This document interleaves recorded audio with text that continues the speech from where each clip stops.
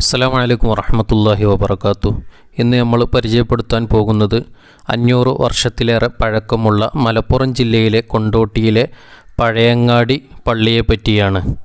പള്ളിയിൽ കയറുമ്പോൾ തന്നെ ഓമാനൂർ ശുഹദാക്കളുടെ മഖബറയാണ് നമുക്ക് കാണാൻ സാധിക്കുക. അവിടെ തവസ്സുൽ ബെയ്ത്ത് എഴുതി വച്ചിട്ടുണ്ട്. ആ ശുഹദാക്കളുടെ പേരുകളാണ് ഇവിടെ കാണിക്കുന്നത്. കുറച്ച് മുന്നോട്ട് പോയാൽ ബഹുമാനപ്പെട്ട മറ്റത്തൂർ ഖാദിയുടെയും ഷെയ്ഖ് സൈനുദ്ദീൻ മഖ്ദൂം റളിയല്ലാഹു അൻഹു നാലാമൻ്റെയും ഖബറാണ്. പള്ളിയിൽ വളരെ മനോഹരമായി ഖുർആനിക വചനങ്ങൾ എഴുതി വച്ചത് കാണാം. അത് കാണുമ്പോൾ തന്നെ മനസ്സിന് വല്ലാത്തൊരു കുളിർമയാണ്. മുഴുവൻ മരങ്ങളാണ്. ഇത് അകമ്പള്ളിയുടെ കാഴ്ചയാണ്. പഴയ ആ മിമ്പറും മിഹ്റാബും ഒക്കെ കാണാൻ വല്ലാത്തൊരു രസം തന്നെയാണ്. ആ പഴയ വാതിലൊക്കെ തുറക്കുമ്പോഴുള്ള ശബ്ദം.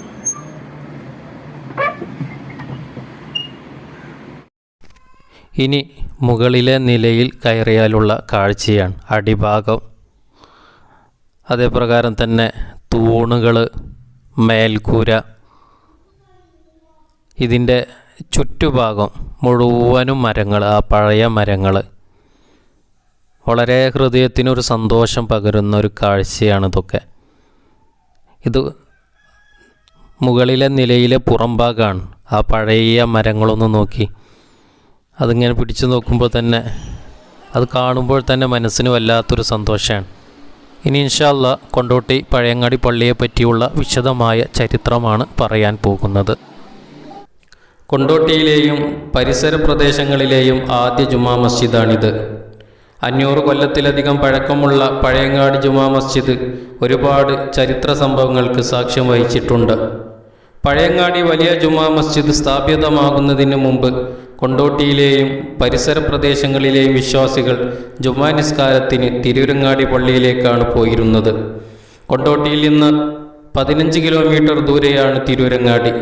വർഷകാലത്തും പ്രതികൂല കാലാവസ്ഥയിലും പലപ്പോഴും ജുമാ നിസ്കാരത്തിന് സമയത്ത് എത്തിപ്പെടാനാകാതെ വന്നപ്പോൾ ഖാദി കൊണ്ടോട്ടിയിൽ നിന്നുള്ളവരോട് ചോദിച്ചു, നിങ്ങൾക്ക് നാട്ടിൽ ജുമാ ആരംഭിച്ചുകൂടെ എന്ന്.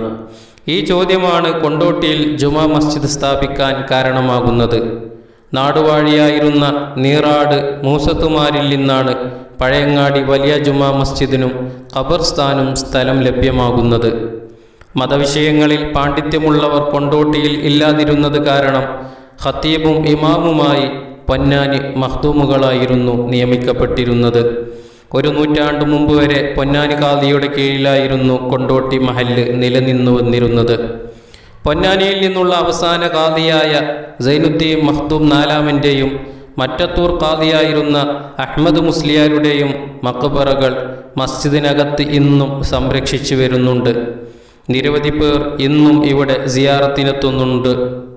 മമ്പുറന്തങ്ങളും പൊന്നാനി ഖാദിമാരും വിശ്വാസികൾക്ക് നേതൃത്വം നൽകിക്കൊണ്ടിരിക്കുന്ന കാലഘട്ടത്തിലാണ് ഇന്നത്തെ മഹാരാഷ്ട്ര കർണാടക അതിർത്തി പ്രദേശത്തു നിന്നും മുഹമ്മദ് ഷാ എന്നയാൾ കൊണ്ടോട്ടിയിലെത്തുന്നത്.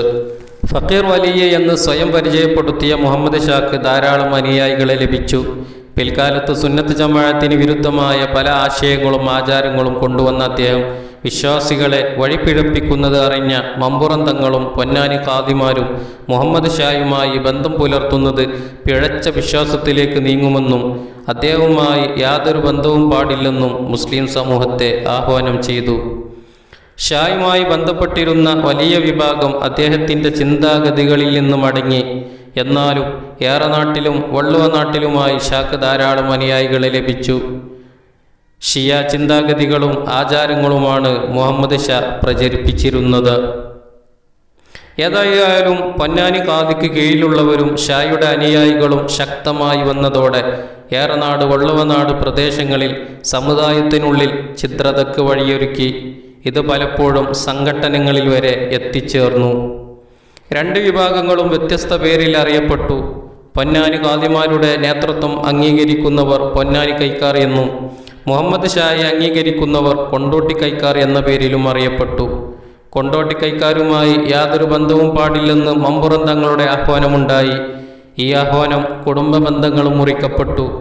പൊന്നാനി കൈക്കാർ കൊണ്ടോട്ടി കയ്യുമായി ചേർന്ന കുടുംബങ്ങളുമായുള്ള ബന്ധം എന്നേക്കുമായി അവസാനിപ്പിച്ചു.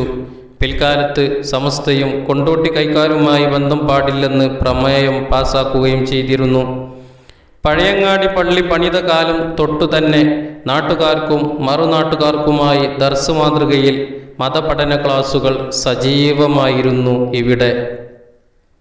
നൂറ്റാണ്ടുകൾ സുഗമമായി മുന്നോട്ടു പോകവെ പഴയങ്ങാടി പള്ളി നടത്തിപ്പുമായി ബന്ധപ്പെട്ട അഭിപ്രായ വ്യത്യാസത്തെ തുടർന്ന് ഖാദി മഖ്ദൂം പള്ളിയുമായുള്ള ബന്ധം വിച്ഛേദിക്കുകയും പൊന്നാനി കൈക്കാർക്കായി തൻ്റെ സ്വന്തം സ്ഥലത്ത് മറ്റൊരു ജുമാ മസ്ജിദ് സ്ഥാപിക്കുകയും ചെയ്തു. ഇതാണ് കൊണ്ടോട്ടിയിലെ പ്രസിദ്ധമായ മറ്റൊരു ജുമാ മസ്ജിദായ ഖാദിയാരകം ജുമാ മസ്ജിദ്. ആധുനിക കാലഘട്ടമായതോടെ പള്ളി ഭരണം ജനാധിപത്യവൽക്കരിക്കുകയും വിഭാഗീയതകൾ അവസാനിക്കുകയും സുന്നത്ത് ജമാഅത്തിൻ്റെ കീഴിൽ പള്ളി ഭരണം സുഗമമായി മുന്നോട്ടു പോവുകയും ചെയ്യുന്നു. കേരളത്തിലെ പഴക്കം ചെന്ന ദർസുകളുള്ള അപൂർവം പള്ളികളിൽ പഴയങ്ങാടി വലിയ ജുമാ മസ്ജിദും എണ്ണപ്പെടുന്നു.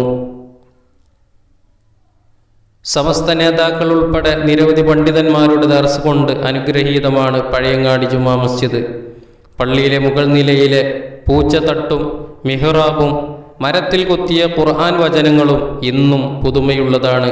വലിപ്പം കൊണ്ട് വലിയ പള്ളികൾ വേറെയും കൊണ്ടോട്ടിയിലുണ്ടെങ്കിലും വലിയ പള്ളി എന്ന പേരിൽ അറിയപ്പെടുന്ന പള്ളി പഴയങ്ങാടി വലിയ ജുമാ മസ്ജിദ് തന്നെ.